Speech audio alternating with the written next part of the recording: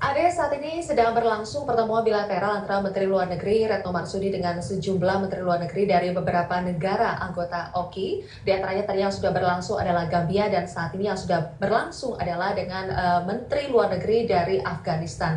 Jadi nantinya akan ada beberapa pertemuan bilateral antara Menteri Luar Negeri Indonesia Retno Marsudi dengan diantaranya tadi sudah dengan Gambia, Afghanistan, kemudian nanti akan lanjut lagi dengan Mesir dan beberapa negara anggota OKI lainnya. Tadi yang dibahas antara Menteri Luar Negeri Indonesia dengan Menteri Luar Negeri Gambia adalah seputar isu Palestina dan juga isu investasi atau isu bilateral antara kedua negara.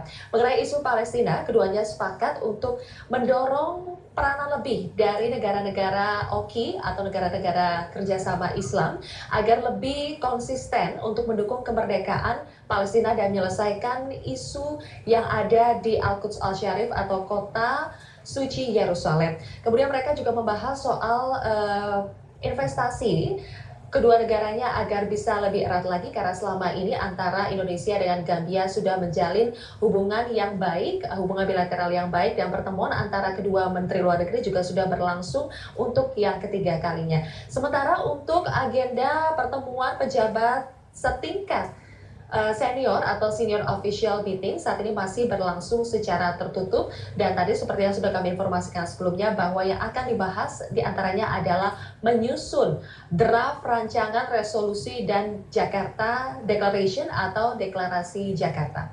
Ade. Iya, Sylvia, lalu bagaimanakah OKI memandang Indonesia sebagai tuan rumah KTT luar biasa OKI kali ini, Sylvia? Ada dari wawancara yang saya lakukan kemarin kepada Sekjen OKI atau Organisasi Kerjasama Islam yaitu Iyad Amin Madani, ia mengatakan bahwa Indonesia memang dinilai sebagai negara yang netral. Kemudian sebagai negara dengan penduduk muslim terbesar di dunia, Indonesia dinilai memiliki peran yang sangat besar untuk merangkul banyak negara muslim yang ada di dunia ini untuk bersatu, mempersatukan komitmen mereka mendukung kemerdekaan Palestina dengan cara-cara yang lebih konkret lagi. Kemudian sebelumnya juga semenjak Presiden Joko Widodo, bahkan ketika pada saat masa kampanye Presiden Joko Widodo sudah menyatakan berkali-kali dukungannya kepada kemerdekaan Palestina, dan komitmen Presiden Joko Widodo itu sudah diwujudkan ketika ia memerintah mulai dari penyelenggaraan Konferensi Asia Afrika. Ketika penyelenggaraan KAA pada bulan April tahun 2015 lalu, Presiden atau pemerintah Indonesia